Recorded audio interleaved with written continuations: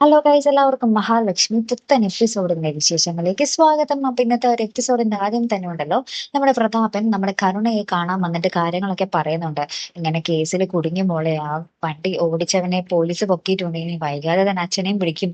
അപ്പൊ മോളൊന്ന് ഉണ്ണിനോട് പറഞ്ഞിട്ട് ഉണ്ണിനെ കൊണ്ടൊന്ന് കണ്ണനോട് സംസാരിപ്പിച്ച് ഈ കേസ് എങ്ങനെയെങ്കിലും ഒന്ന് പിൻവലിപ്പിക്കണം എന്ന് പറയുന്നുണ്ട്. അപ്പൊ കരുണ പറയുന്നില്ല, എന്റെ പൊന്നോ, ഇത് എന്തോ ഒരു കഷ്ടമാണ്, അച്ഛൻ എന്തൊരു മണ്ടത്തരാണ് ചെയ്തു വെച്ചേ, കണ്ണനോട്ട് തീർന്നു. ഇപ്പൊ ആ കണ്ണന്റെ തന്നെ കാല് പിടിക്കേണ്ട അവസ്ഥ വന്നു എന്നൊക്കെ പറഞ്ഞ് നമ്മുടെ കരുണ ഭയങ്കരമായിട്ട് ഡയലോഗ് അടിക്കുന്നുണ്ട്. അപ്പൊ നമ്മുടെ പ്രതാപം പറയുന്നുണ്ട്, എന്താ മോൾ ഇങ്ങനെയൊക്കെ പറയുന്നത്, മോളുടെ ഒരു ചിരി കാണാൻ വേണ്ടിയല്ലേ അച്ഛൻ അതൊക്കെ ചെയ്തു കൂട്ടി എന്നൊക്കെ പറയുന്നുണ്ട് കേട്ടോ.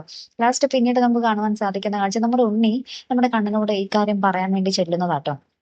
അപ്പൊ നമ്മുടെ കണ്ണൻ ഇത് കേൾക്കുമ്പോ തന്നെ പറയുന്നുണ്ട്, നിന്റെ അമ്മായച്ചന്റെ വണ്ടിയാണ്, അപ്പൊ മനഃപൂർവ്വം ആകാനും സാധ്യത ഉണ്ടല്ലോടാ എന്ന് പറയുന്നുണ്ട്. അപ്പൊ നമ്മുടെ ഉണ്ണി പറയുന്നുണ്ട്, ഇല്ല കണ്ണേട്ട, അവര് ഡ്രൈവറായിരുന്നു, അയാൾ മദ്യപിച്ചിരുന്നു, അങ്ങനെ ലക്ക് കെട്ട് വണ്ടി ഓടിച്ചപ്പോൾ സംഭവിച്ചതാ എന്ന് പറയുന്നുണ്ട്. അപ്പൊ കൃത്യസമയത്ത് നമ്മുടെ മഹാലക്ഷ്മി അവിടെ വരുന്നുണ്ട്. അപ്പൊ നമ്മുടെ കണ്ണൻ പറയുന്നുണ്ട്, മഹി ഇതറിഞ്ഞോ, ഇവന്റെ അമ്മായച്ചനാണ് ആ ഒരു ലോറിയുടെ ഉടമയെന്ന്. അപ്പൊ ഇത് കേൾക്കുമ്പോ തന്നെ നമ്മുടെ മഹാലക്ഷ്മി ആകെ ഞെട്ടി നിൽക്കുന്നുണ്ട്. മഹാലക്ഷ്മിക്ക് മനസ്സിലായപ്പോ പ്രതാപൻ ഇത് മനഃപൂർവ്വം കണ്ണനെ തീർക്കാൻ വേണ്ടി ചെയ്തതാണ് കേട്ടോ. അപ്പൊ നമ്മുടെ കണ്ണൻ നമ്മുടെ ഉണ്ണിനോട് പറയുന്നുണ്ട്, എന്തായാലും അയാളോട് പേടിക്കണ്ടെന്ന് പറ, ഞാനിത് എന്തായാലും പിൻവലിച്ചേക്കാം എന്ന് പറഞ്ഞിട്ട്. അപ്പൊ മഹാലക്ഷ്മി പറയുന്നുണ്ട്, എനിക്ക് അദ്ദേഹത്തെ ഒന്ന് പോയി കാണണം.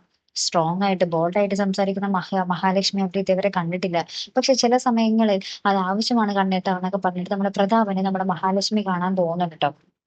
അപ്പൊ പിന്നീട് നമുക്ക് കാണാൻ സാധിക്കുന്ന കാഴ്ച, നമ്മുടെ പ്രതാപന്റെ അടുത്ത് പോലീസ് വന്നിട്ട്, എടാ നീയല്ലേടാ കണ്ണനെ കൊല്ലാൻ വേണ്ടി ശ്രമിച്ചതല്ലേടാ നീ എന്നൊക്കെ പറഞ്ഞിട്ട് പോലീസ് വന്ന് നമ്മുടെ പ്രതാപനെ ജയിലിൽ കൊണ്ടുപോയിട്ട് ജയിലിൽ വെച്ച് പൊരിഞ്ഞ് ഇടിയിടിക്കുന്ന ദൃശ്യങ്ങൾ ഇതിനിടയിൽ കാണിക്കുന്നുണ്ട്. പക്ഷെ അത് പതിവ് പോലെ നമ്മുടെ പ്രതാപന്റെ സ്വപ്നം മാത്രമായിരിക്കും.